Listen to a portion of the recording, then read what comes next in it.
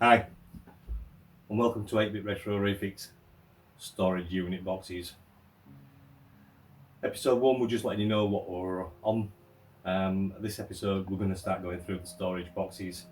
You can see in that picture up there, there's quite a few to go through. I can't go through that lot all in one video, because we'll be here forever. So, this is episode 1. As you can see in the picture, we're going to take a look at the box number 1, which is the plastic storage container you can see in there. So let's get to it.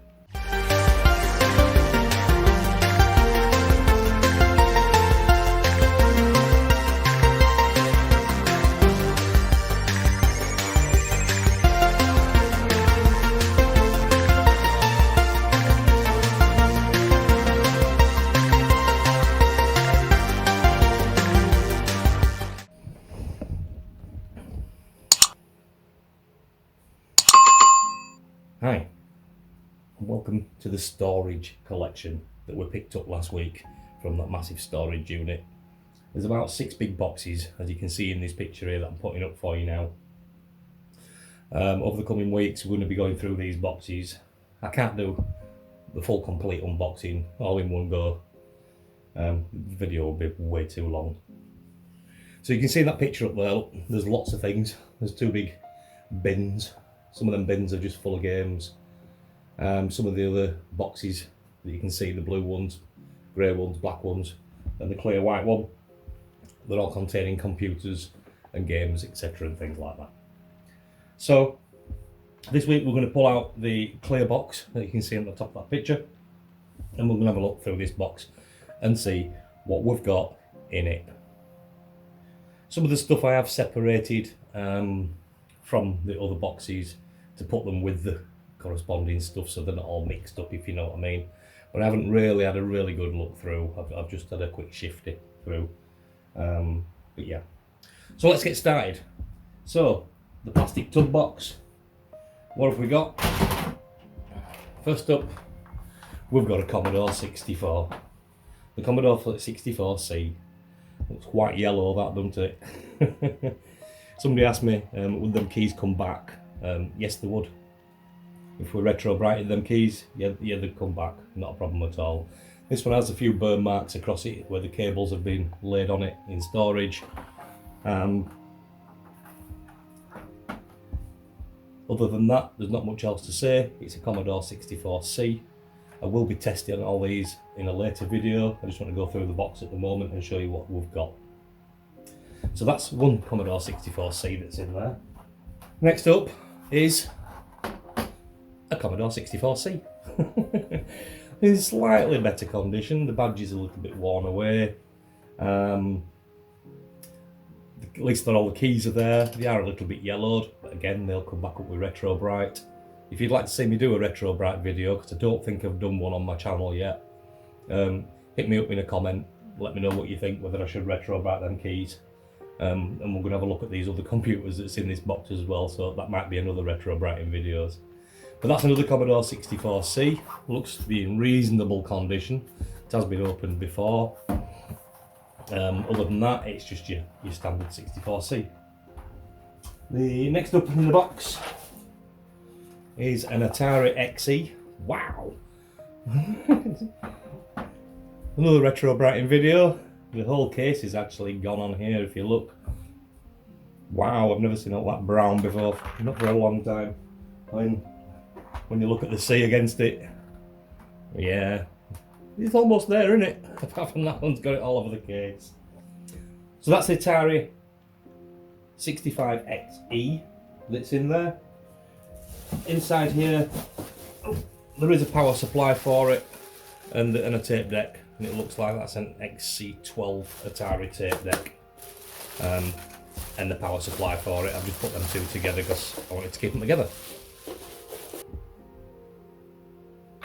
That's a nice one. It'd be nice when I've done it. As I said, if you want to see me retro brighting these systems, now the summer's coming up and the sun's coming, you should be able to get out and get some retro brighting done. If you want to see these, let me know what you want to see first. Do you want to see me do the Ataris or the Commodore 64s? So that's the Atari XE. And for his next one that's in this box, we've got an Atari 800 XL. Really nice. I don't have one of these in my collection. I don't have the XE in my collection neither, so these will go into the collection quite nicely. I don't know much about the XLs. If you guys know more about the XLs and the XEs, hit me up, give me some information on them. I'd love to hear from you. Only Ataris I've ever had is like the STs and the STEs and stuff like that. And obviously the 2600 or the 2600, 2600, whichever you want to call it. We have them, but nothing for these. So I'm quite excited that I've got an 800 XL. So I'm hoping that it's going to be okay. It does look a little bit rough around the edges, but I'm hoping that should give a good clean up. Has it got a build date on the back of here as well? No, not that I can see of. Okay. So that is the Atari 800 XL. So that's 4 computers already in this box. Let's pull her away.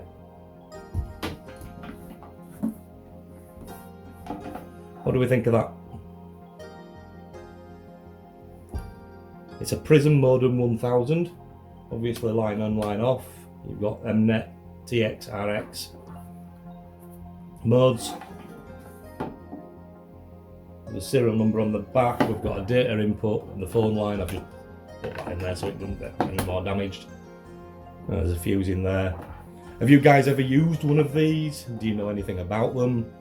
I never really got a chance to use modems as when I was younger. And obviously with modern day stuff these days we've all got networks. So I never really used the modems and stuff like that.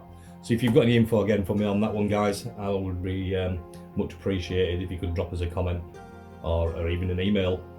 If you want to join the group, Facebook group, if you check the description, you'll find the link in there for the Facebook group. So that's the Prism modem. Don't think there's much more to show you that's in the box apart from we have got a Commodore 64 tape deck. We have got a Commodore 64 tape deck. We have got a broken Commodore 64 tape deck. We have another Commodore 64 tape deck. Do you want me to stop? We have a TV modulator. I believe these are for the likes of the ViC-20 and things like that didn't have the RF.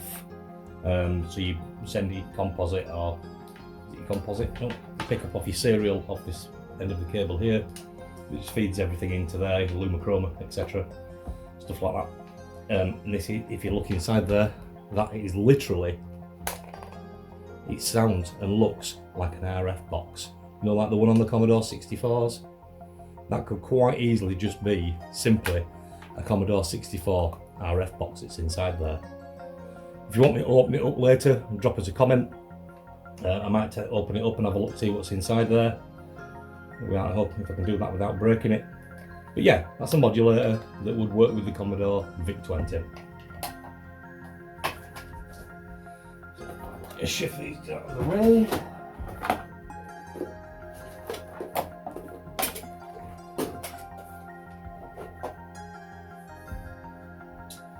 So we have a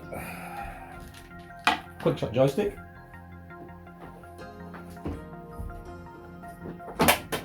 We have a Cheetah joystick.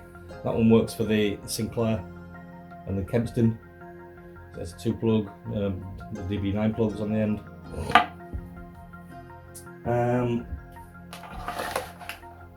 We're getting a little bit low in this box, guys. Earthquake.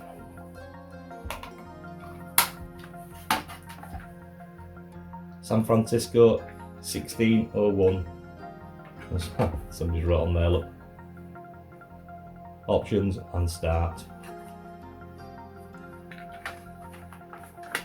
So that's Earthquake for the Atari 400 and 800. Chess. for the Atari 8-bit personal computers, 400, 800, 600 XL, 800 XL, and the 130 XE. There's some loose tapes inside here. Pengu, that's for the XE. Lone Raider, I'm presuming that'll be for the 400, 800. Cops and Robbers Atlantis, which is for the 800 XL, 130 XE and the 65 XE. So that should work on both the XL and the XE, the computers that we've got down there, hopefully. We have the cover for Pole Position, the Atari game. Don't think we've got a game though. Oh, there we go, Pole Position. So we do have the game for that one. Hard Hat Mac XL. Savage Pond, Up, Up and Away, Cloak of Death. That's for the Atari by Bugbite. Who knows if it's been taped over or not. Oh look! Ghostbusters! Ghostbusters! One of my favourite games, you all know I love Ghostbusters. But Ghostbusters on the Atari 8-bit, that's awesome, is that? I was going to look for that game and have a try it. But now we've got it, I need to look for it.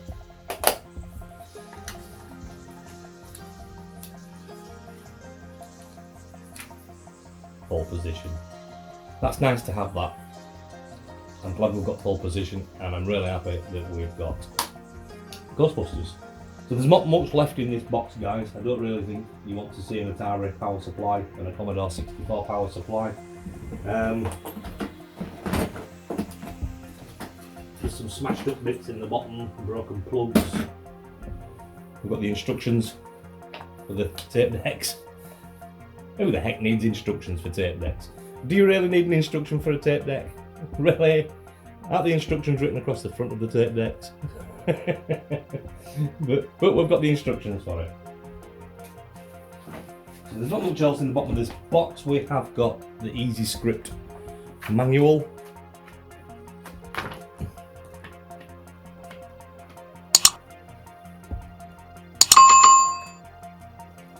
Not really used Easy Script myself, but that's the Easy Script manual. Cool. So what do you think, guys? That's box number one. So we've got two Commodore 64s and we've got two Ataris, an XE and an XL. Fantastic stuff. Really happy for these. Really happy for Commodore too, but I've got plenty of Commodores. That's where my main passion lies, but I'm really happy that I've now got two new Ataris. Hi, so that was storage box number one with the Atari XE, XL, a couple of Commodore 64 and all them lovely games. Next week we're going to do the storage box number two. That's currently with Patreons. So if you're enjoying these storage finds and going through these boxes, be sure to pop over to Patreon. You'll get to see the videos first. And the behind the scenes, and you'll be able to have a chat with me on there as well. So thanks for that, and we'll see you on the next episode. Bye!